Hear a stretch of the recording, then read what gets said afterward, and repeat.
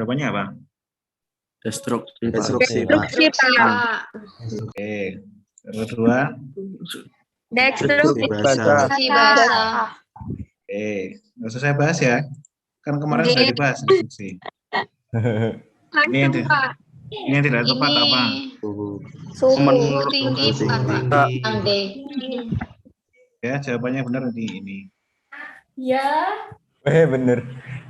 Ya. Aduh. Karena tidak hanya untuk logam, yang non logam juga bisa. Ya ini kan jawabannya cuma hanya gitu. Kalau jawabannya pencerapatan eksitasi tinggi dalam tingkat energi yang lebih tinggi. Namanya eksitasi energi lebih tinggi dong gitu. Pemanfaatan banyak gelombang foton yang dipancarkan oleh atom selama masa transisinya dari fase eksitasi menuju fase istirahat. Benar kan ya? Jadi atom menyerap energi fotonnya itu dipancarkan yang awalnya tereksitasi menjadi fase istirahat. Ini benar. Suhu tinggi jelas dong, atomisasi kan 2000 derajat. Kemudian proses penyerapan energi dari gelombang elektromagnetik oleh satu zat atau atom sehingga dari transisi akselerasi dari keadaan dasar ke keadaan ekstasi. Jelas ya. Ya urutannya kan ini diserap ya dari dasar eksitasi, yang ini juga sama ya.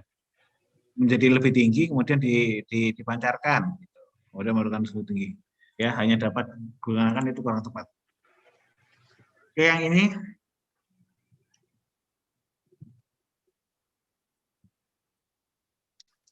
saya ini yang benar ini ya. Benar ini. Yang A ya. Ya, Pak. Pak. Oke, yang ini, yang bukan ini jangan lupa yang bukan. Pembentukan kompleks. Ya, ini kalibrasi standar itu yang kemarin sudah terbahas. Kemudian adisi standar tunggal, standar ganda, perbandingan langsung. Terus yang ini? Pak. Yang B. Yang B, Pak. C, Pak. Oke, Iya, Pak. kita lihat bersama. Jawabannya beda-beda soalnya. Protonasi. Ini soal dari tahun kemarin soalnya. Ya.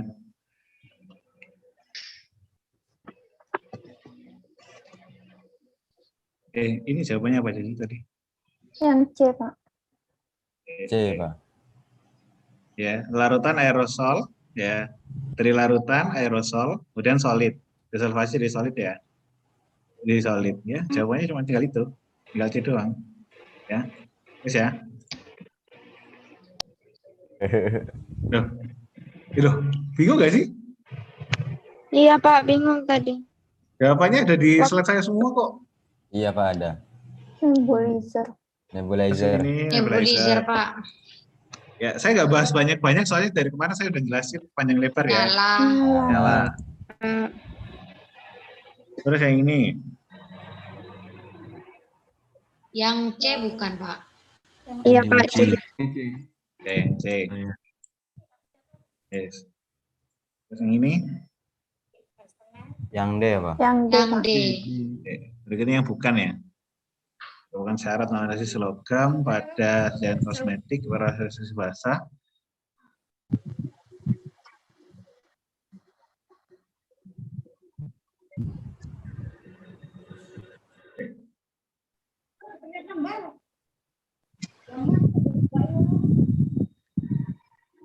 Nggak lupa ya jawabannya ini ya. Bonus, Pak. Jangan dong.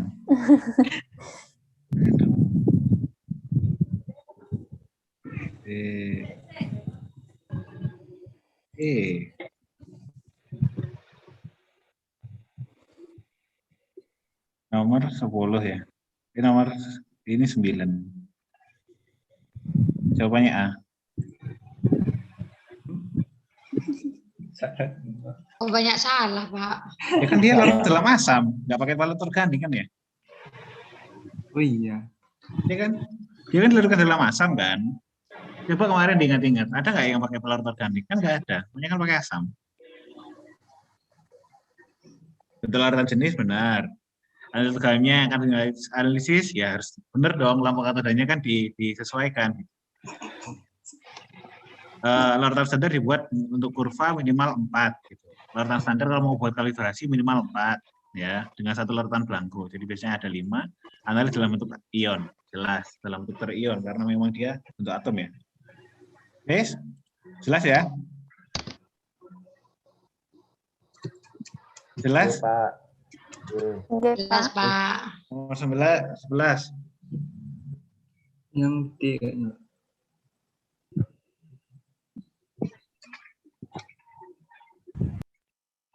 Ini jawabannya apa nih? Perbedaan mendasar antara kurva standar kalibrasi. Perbedaan mendasar ya. Tadi apa? Nah, pembacaan absorbansi kurva standar dilakukan pada panjang gelombang standar. Panjang gelombang standar sedangkan adisi tidak. Ya keliru dong. Yang D kayaknya Bapak. Ya. Absorbansi kan dilihat pada hal yang sama. Nggak ada bedanya antara standar dengan adisi gitu. Tujuan analisis berbeda. Kan sama-sama. Ini soal ya. Tujuan analisisnya sama ya. Ya. Yang pertama pembacaan absorbansinya pasti sama, ya. Kemudian tujuan analisisnya juga sama. Preparasi sampel sama atau beda? Sama kayaknya, Pak. Sama, Ya. Pak. Ya sama. Kalau kalibrasi kan sebenarnya larutan. Sebenarnya dia itu larutan. Nggak ada hubungannya sama sampel sama sekali. Jadi ini bukan masalah perbedaan. Kemudian yang D yang diukur untuk grafik pada metode selanjutnya adalah dari standar. Larutan standar plus sampel, ini yang paling penting. Sedangkan kurva standar hanya larutan standar. Wes, ya, yang D. Kemudian yang ini jawabannya apa? Saya D. Yang D, D, Pak. Pak. 6D, Pak. Ya, jelas ya. Kiriman 6. TB berapa batasnya? 20. 20. 20, Pak. Merkuri berapa? 20. Satu, Pak. Merkuri 1, oke. Nah. Terus yang ini apa jawabannya? Kering. Kering, Kering. susi. Oke, terus yang ini? Presisi baik ya, Pak. Presisi baik. Presisi baik. Oke, ya. Saya jelaskan kemarin. Terus yang ini? Yang D. D, Hah? Pak. D. D. Yang D. Yang D. Pak. Ya, yang benar adalah ini.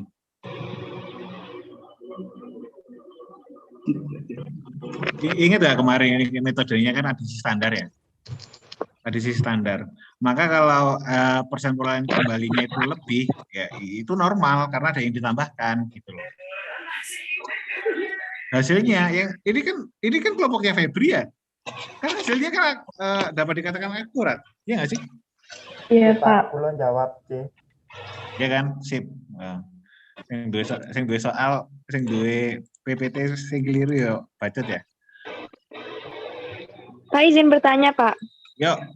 Berarti untuk kalau misalnya metodenya yang dipakai itu adisi standar, meskipun perolehan kembalinya itu kayak rada jauh gitu Pak dari 100%, itu masih dimaklumi Pak, masih bisa dikatakan akurat begitu nih.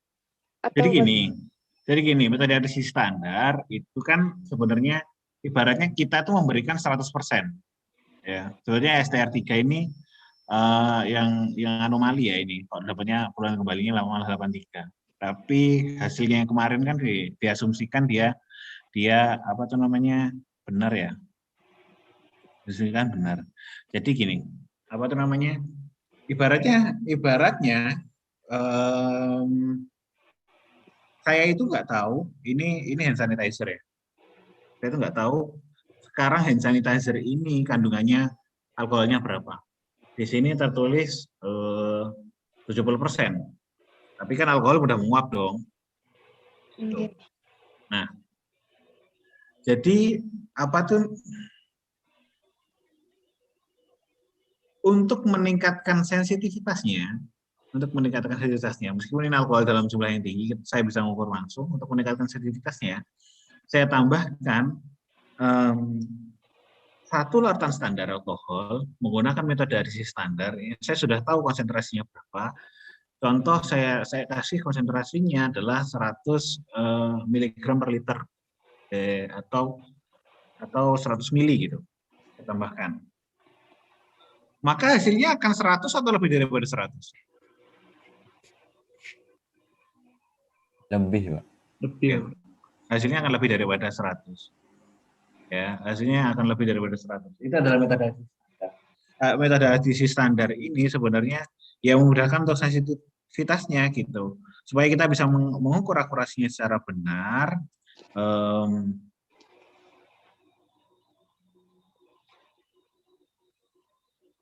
Karena bisa meminimalkan kesalahan gitu. Karena kalau kita ukur langsung, kita nggak tahu konsentrasinya berapa. Saya pikir kemarin saya sudah jelaskan secara panjang ya. Itu Nilna. Yang dibingungkan di mana? Bagaimana, Pak? Yang bingung di bagian mana? Saya pikir kemarin saya sudah jelaskan ya. Metode adisi standar kan ditambahkan. Oke, Pak. Sudah paham. Terima kasih. Oke.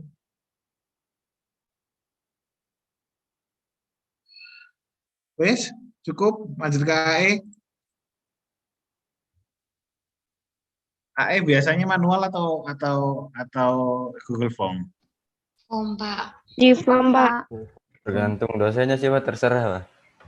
Oh iya, lek Google Form sudah tak siapkan dulu. Saya nggak siap. Tadi saya nggak ada SPO soalnya. Biar bos saya itu nggak nyodot aja. Sorry ya, kasar saya.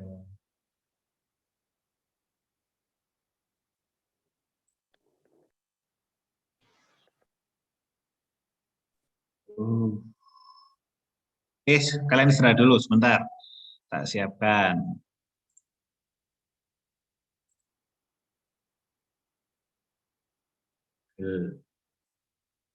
Oh.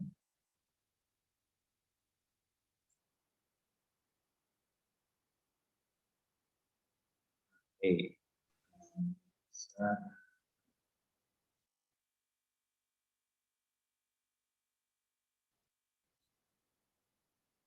1 jam ya waktunya. Per soal 10 menit. Total soal 5 berarti 50 menit.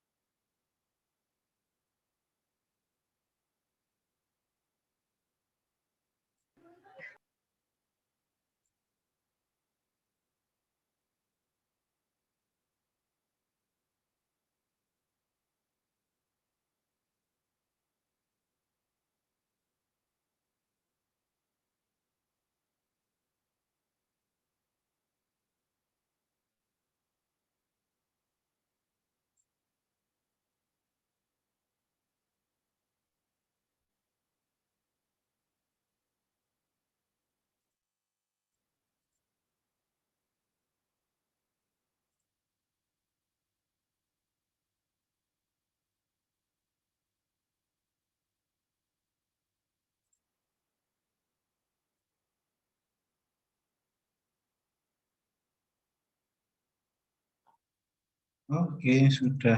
Saya.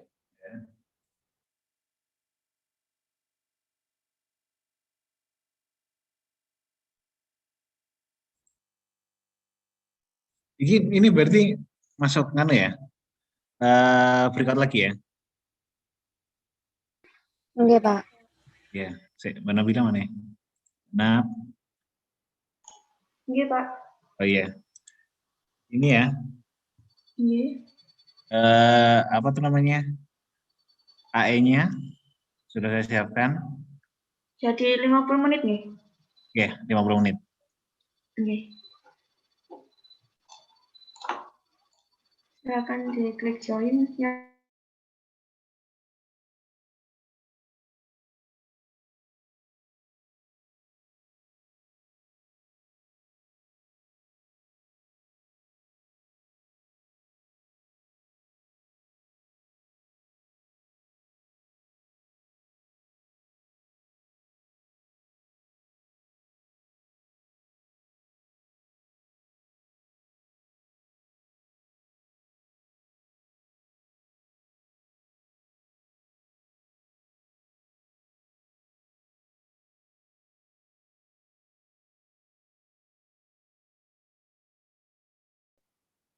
Satu kelompok.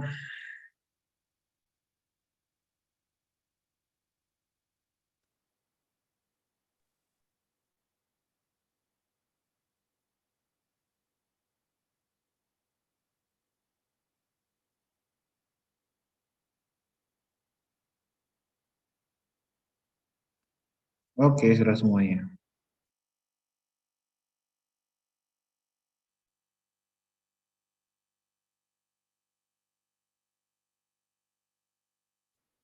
Hmm,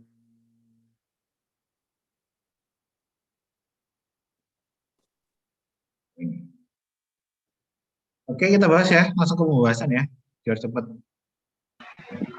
Oke, Pak.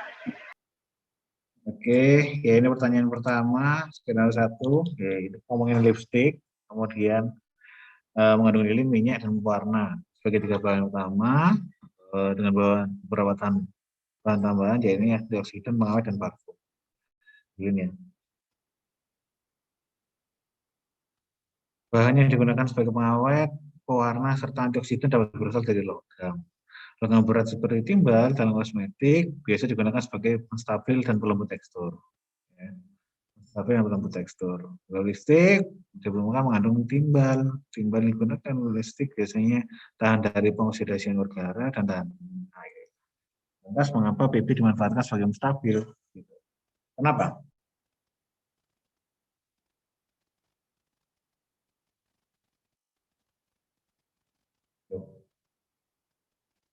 Ayo, jawabannya benar. Next iki.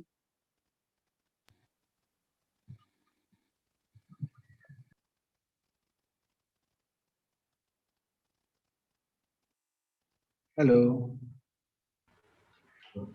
Suara saya masuk nggak sih?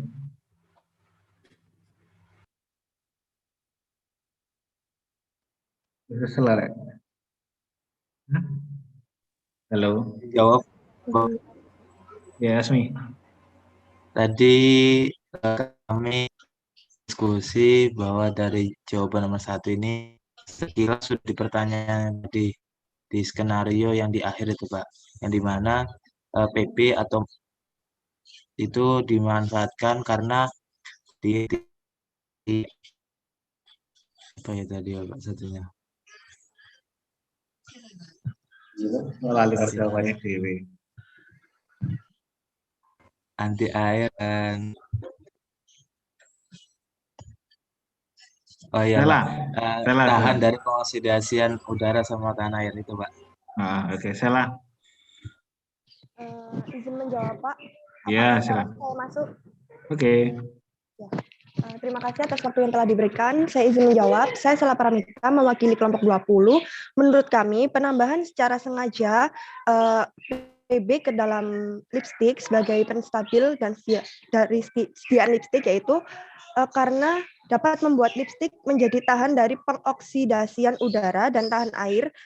Kemudian menurut Sutresna pada tahun 2007 itu bahwa semakin ke kanan, unsur yang berada pada deret volta menunjukkan sifat semakin kurang reaktif atau semakin sulit mengalami oksidasi. Sementara timbal berada pada urutan ke-13 dari 19 unsur yang berada pada deret volta. Hal ini menunjukkan bahwa logam timbal merupakan logam yang sulit mengalami oksidasi. Timbal juga memiliki sifat sulit larut dalam air dingin dan air panas. Oleh karena itu, timbal digunakan untuk membuat lipstik di bibir tahan dari pengoksidasian udara dan tahan air atau waterproof. Terima kasih. Oke. Ya, jawabannya saya sudah lengkap dan benar. Jadi, karena dia itu stabil, dia tidak gampang teroksidasi. Paham ya maksudnya tidak teroksidasi ya? Karena di udara itu mengandung oksigen, jadi beberapa bahan itu mudah sekali teroksidasi. Paham nggak sih teroksidasi itu kayak gimana? Kalian tahu nggak kenapa pisang itu yang awalnya warnanya kuning kemudian menjadi coklat? Adanya oksidasi, Pak. Oksidasi, Pak. Biar kena udara luar, Pak.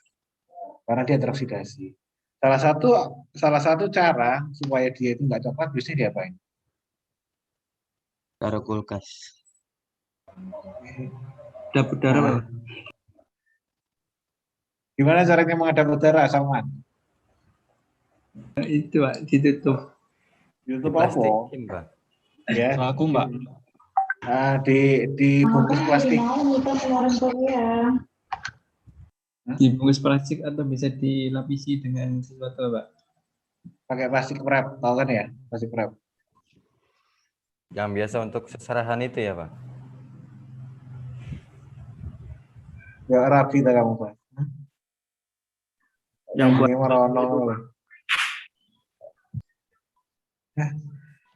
plastik wrap tahu kan ya? Cling wrap itu loh. Jadi yang dibuka.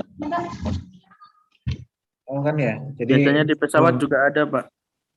Jadi kan itu di wrap supaya nggak teroksidasi gitu loh.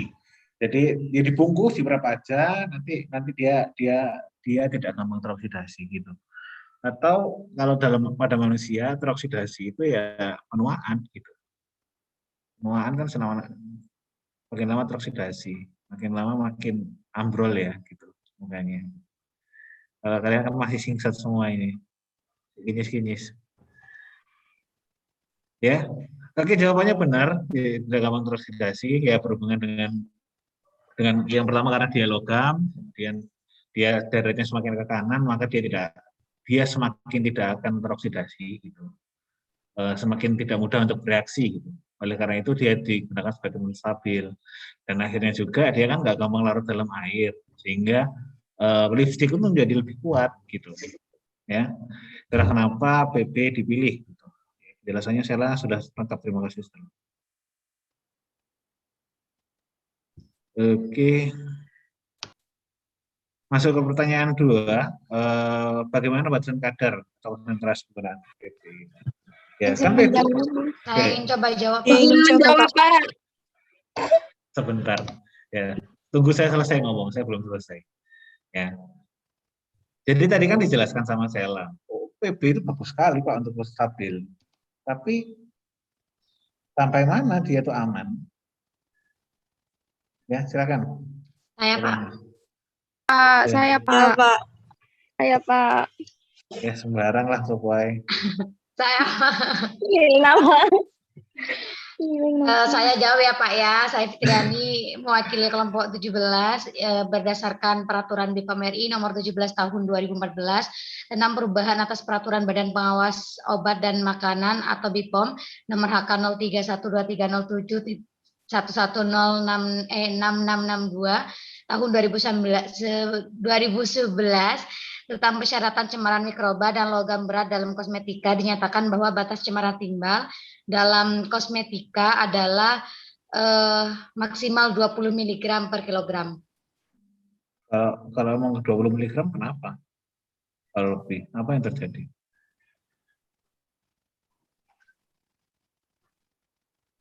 Tidak memenuhi standar, Pak.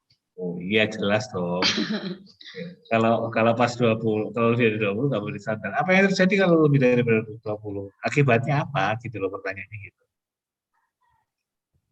Mungkin lebih ke efek, Pak. Oh jelas dong ada efeknya. Dia masuk karena efektif.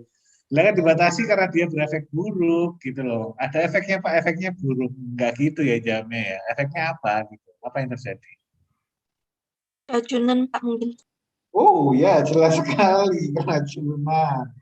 Anu Pak, karena dapat merusak fungsi organ di sistem Dapat tubuh manusia gangguan Pak. sistem saraf, Pak. Ah, gangguan sistem saraf. Ginjal. Yang jawab gangguan sistem saraf ya. Saya Pak. Ya, kenapa? Gangguan sistem saraf. Gangguan sistem saraf karena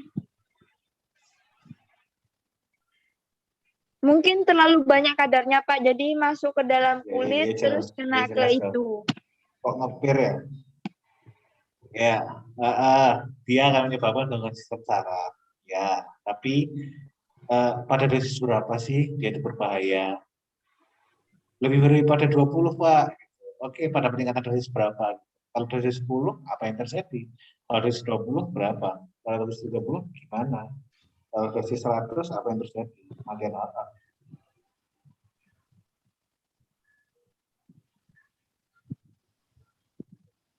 Ya, saya mau lihat kalian aja. Kan soalnya udah tahu tuh, saya nggak usah share soalnya.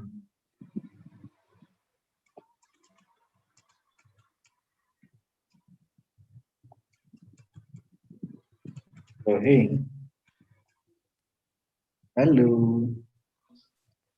Diam-diam saja.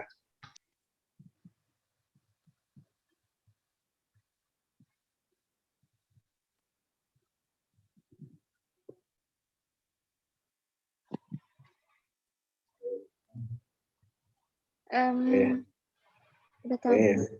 Ini kan udah tahu, gitu kan? Yang ini kan udah tahu nih, 20 mg, ya kan? Ya. Intoksikasi kronis dapat menyebabkan gangguan saraf, itu benar sekali. Ya.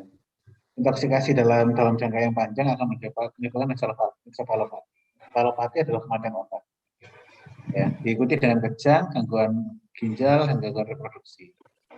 Fatal dosisnya tergantung ya, lead itu timbal ya. Kalau absorb lead itu setengah, ya maksudnya lead murni, lead asetat itu 20 gram, kalau karbonat 40 gram. Fatal period itu 1-2 hari dan kematian bisa biasanya di hari kedua atau ketiga. Ini kalau dia dosisnya itu sudah masuk dosis toksik. Gimana masih dosis toksik seperti ini? Pada dosis mikrogram desiliter, untuk pada orang dewasa terjadi bisa terjadi hipertensi. Nah, yang berbahaya adalah Nilina masih angkat tangan. Iya Pak, apa? Nah, terus ini pada anak-anak. Pada anak-anak bisa menyebabkan kebodohan. Tadi di sini saya singgung bahwa digunakan proses industri campuran logam dalam perawatan rumah tangga. Anak-anak ya pada umur masih balita biasanya kan mereka masih fase oral ya. Fase oral itu mereka akan suka memasukkan sesuatu dalam mulutnya. Kalau kita tidak berhati-hati memilihkan mainan, dan mainannya itu jangan sembarangan beli ya. Kalau bisa mainannya itu sudah ada terstandarisasi. Ya, biasanya kan di mainan itu ada digunakan untuk umur berapa dan kawan-kawan. Itu pentingnya untuk melihat. Ya. Pada dosis 10 mg per dl bisa menyebabkan seizure, ensefalopati, kematian otak ya, dan anemia. Kalau pada anak-anak paparan kronis yang kita tidak tahu itu bisa menyebabkan kebodohan. Ya. Growth atau pertumbuhan dari otaknya itu sudah maksimum gitu. Itu yang bisa terjadi. Bahkan saya kemarin sudah bilang ya, ada 8,3% anak-anak di Amerika itu mengalami keracunan timbal. Oke, ya. Ini logam-logam berat, ini saya jelaskan sederhana aja. Arsenik, fatal dosisnya, kecil sekali ya, 120-200 mg. Fatal period, 1-2 hari. Mati orang. Arsenik. Antimoni, barium, ya, yang paling kecil adalah arsen ya. Yang timbal. Ya. Valor, metallic base, Kemudian di mulutnya itu kalau ada keracunan, oke lah, wes kita masuk di sini. Kita masuk di sini. Ayo, kerusakan harinya seperti ini. Langkah yang pertama dilakukan apa? Untuk membuktikan bahwa sampel tersebut mengandung BB. Preparasi sampel. Preparasi sampel, Pak. Oke, jawaban yang lain. Uji kualitatif, Pak. Ya, karena uji kualitasnya gimana? Menggunakan itu, Pak, bisa KI, HCl, dan NaOH. Jadi di itu, Pak, di larutan pada sampelnya itu ditambahkan 2-3 tetes larutan reaksi entah itu KI, NaOH, dan HCl. Nanti kalau misalnya ada endapan pada KI itu endapan kuning, sedangkan pada NaOH dan HCl itu berwarna endapan putih, Pak. Jadi kalau misalnya ada endapan tersebut berarti menunjukkan adanya kandungan PB. Oke, ya. Lihat pertanyaannya. Langkah pertama yang harus dilakukan untuk membuktikan bahwa sampel tersebut mengandung PB. Jadi maksudnya adalah kita memastikan dulu sebelum kita kuantifikasikan, kita tahu dulu dia ada timbalnya atau tidak. Kalau kita sudah tahu ada timbalnya, maka ya kita lakukan analisis kuantitatif gitu loh. Ya, sebenarnya apa yang dikatakan tadi sama Ana Fadila, kita KI, NaOH, dan HCl, ditambahkan nanti ada endapan kuning atau putih. Pertanyaan 4 dari grafik apa yang bisa dibuat? Saya izin menjawab, Pak. Daniel. Izin menjawab perwakilan dari kelompok 23 bahwa kami tadi menjawabnya dari grafik yang di atas itu menggambarkan antara hubungan dari konsentrasi dan juga absorbansinya, Pak. Jadi kesimpulannya yang bisa saya ambil bahwa semakin besar konsentrasinya, maka absorbansinya semakin besar pula. Karena skema atau grafiknya itu naik gitu, Pak.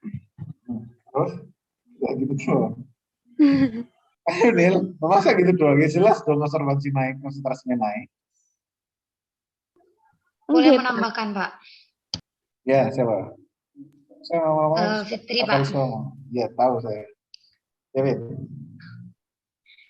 Jadi mewakili dari kelompok 17 menambahkan kesimpulan dari kelompok kami. Yang pertama sama, semakin besar konsentrasi maka semakin besar nilai absorbansinya. Kemudian sedan listrik mengandung logam timbal atau PB dengan kadar rata-rata 0,899 mikrogram per gram. Dan yang ketiga, kadar logam timbal PB pada listrik tersebut tidak melebihi batas yang ditetapkan BPOM yaitu 20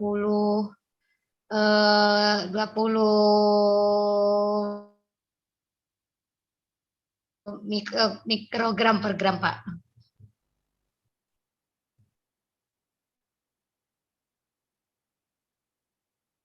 dari mana kamu tahu mikrogram per mililiter?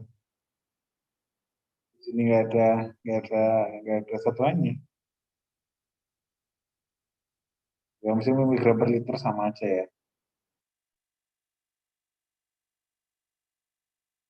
Cuma ini kan larutan standar, bukan sampel. Paham nggak sih? Oke, Pak. Ini tuh masih larutan standar, belum sampel. Halo, paham maksud saya nggak? Oke, Pak. Pak. Jadi kan kita itu kan mengukur kadar sampel. Sebelum kita mengukur kadar sampel, saya mau membuat kurva kalibrasi dulu untuk membuktikan metode saya itu bisa digunakan, bisa bertanggung jawab untuk hasilnya untuk mengukur kadar timbal. Maka ini yang harus saya lakukan, membuat kurva kalibrasi. Jadi ini kurva kalibrasi pakai larutan standar, larutan standarnya berapa ini? Ya 0,25 lah ya, 0,2, 0,5, 1, 1,5, 2 gitu ya, ada 5. Satunya belangko kayak gitu. Nah, terus kalau kita mengambil kesimpulan memenuhi syarat kan enggak juga toh, kan enggak toh, ini kan masih lakukan standar, ya, Fit, Iya, Pak. ya masih lakukan standar. Maka apa yang bisa disimpulkan? Tadi kesimpulan keduamu apa? Apa tadi? Gimana, Pak, maksudnya? Eh, kesimpulan pertamamu adalah semakin besar konsentrasi, semakin besar absorpsinya. Jelas sekali. Itu otomatis. Yang kedua apa? Yang ketiga kan tadi memenuhi syarat, itu kurang tepat. Sekarang yang kedua tadi kamu ngomongin apa? Saya nggak dengar. Gak usah malu gitu. Keliru ya, keliru sih. Maaf Pak, sudah bahas kadar yang kedua kayaknya nggak perlu disebutkan lagi. Oke, ya jawaban yang lain apa? Apa yang bisa disimpulkan di sini? Ayo, lari. Lari di. Dari sakit, Habis Pak. nabrak becak Pak Beleri, Pak. Kaki bundas. Lari nggak ada ini. Terus siapa? Bas?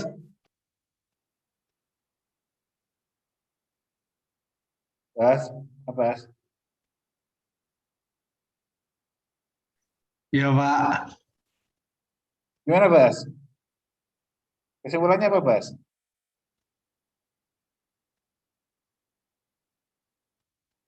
Sela Paramita lagi. Ya wes, Sela, apa Sela? Izin menjawab ya Pak. Kalau salah nggak apa-apa ya Pak. Ya, nggak boleh. Loh, maksudnya Iya, boleh. Ya masa nggak boleh kan? gini Pak, menurut kelompok kami, kelompok 20, hasil dari pengukuran absorbansi tersebut kan menghasilkan persamaan garis regresi Y sama dengan AX plus B, yang berarti semakin besar konsentrasi suatu zat atau senyawa, maka semakin besar absorbansi radiasi oleh atom bebasnya. Dari grafik tersebut dapat dilihat kelinearan dari kurva standar timbal dengan melihat nilai relasi atau R kuadrat. Apabila nilai koefisien relasi kurva mendekati 1, maka menunjukkan slope yang positif. Linearitas dari kurva timbal memiliki nilai 0,99676, yang artinya kurang lebih 99% perubahan absorbansi dipengaruhi oleh perubahan konsentrasi timbal, sedangkan kurang lebih 1%-nya merupakan faktor lain. Terima kasih, Pak. Oke, ya. Terima kasih, Sela. Jadi sudah jelas ya. Ya. Kemarin sudah saya ulang berkali-kali loh.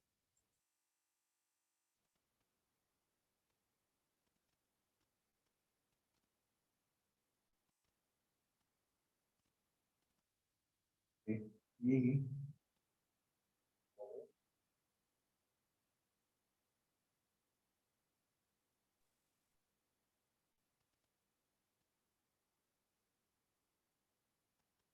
Ya, kemarin sudah saya ulang berkali-kali. Kalau kurva kalibrasi atau metode yang awal itu biasanya digunakan untuk menentukan parameter validasinya. Kalau saya punya kurva, kalau saya punya data yang berhubungan antara konsentrasi melawan absorbansi, maka sudah jelas yang dinilai adalah apa? Halo? Kalau saya punya dua kurva, absorbansi lawan konsentrasi, artinya yang dinilai itu apa? Halo, suara saya masuk? Masuk, Pak. Yang dinilai apa? Koefisien relasinya. Koefisien korelasi.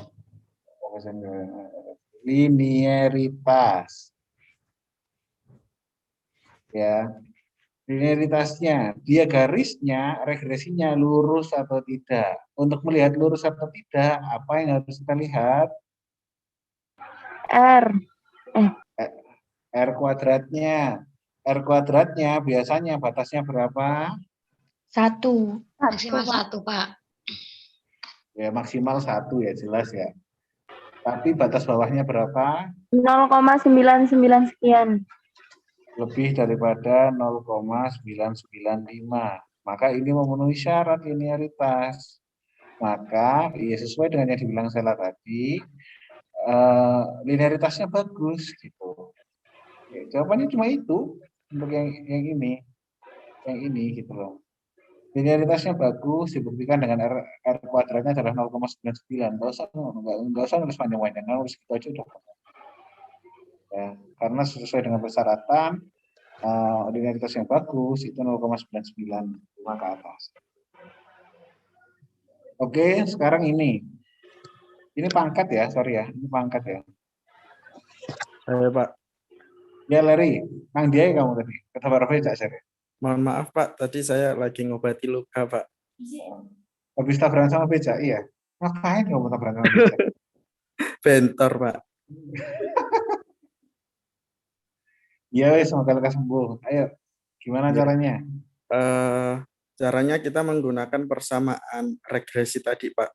Berapa persamaannya? Y sama dengan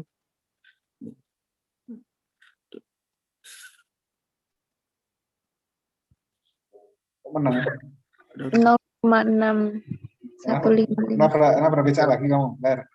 Enggak Pak, saya nggak bisa ngelihat ininya Pak. Y sama yang dengan di grafik tadi Pak, yang di grafik tadi Pak. Lah kamu kan habis ngitung toh, habis ngitung kan gampang. Y sama dengan Bacaan sih, Rek? Y sama dengan 0,006155 X Apa? X ditambah tambah berapa? 0,000116. 116. Oke.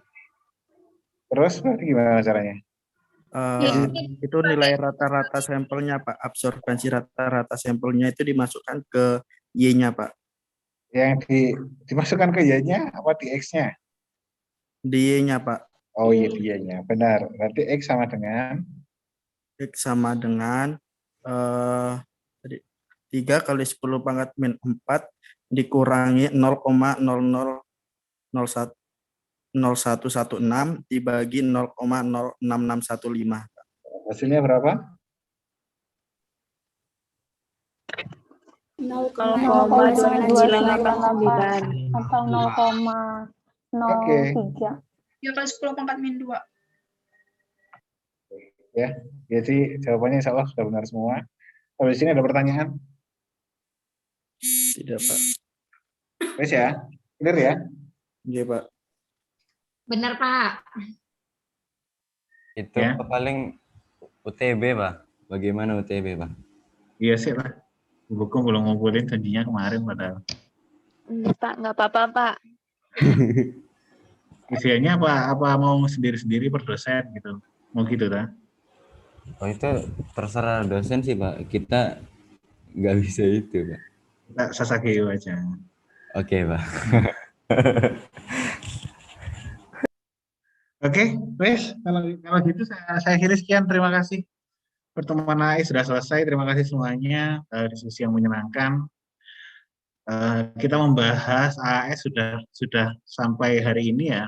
Untuk besok 2 hari ke depan nanti kita menggunakan spektro ya, UV. Jadi di praktikum nanti saya tunjukkan praktikumnya seperti apa. Kemudian nanti hasilnya seperti apa. Nanti kalian membuat laporan berdasarkan hasil tersebut. Ya, praktikumnya adalah penentuan kadar SPF dan penentuan kadar selenium pada shampoo. Ya, SPF pada apa itu namanya sunscreen, kemudian selenium pada shampoo. Oke, saya pikir cukup untuk pertemuan kali ini. Semoga bermanfaat. Terima kasih. Sekian. Ada pertanyaan lagi terakhir? Buatan. Oke, ya wes. Saya kira sekian, terima kasih. Wassalamualaikum warahmatullahi wabarakatuh. Selamat siang. Waalaikumsalam warahmatullahi wabarakatuh. Warahmatullahi wabarakatuh.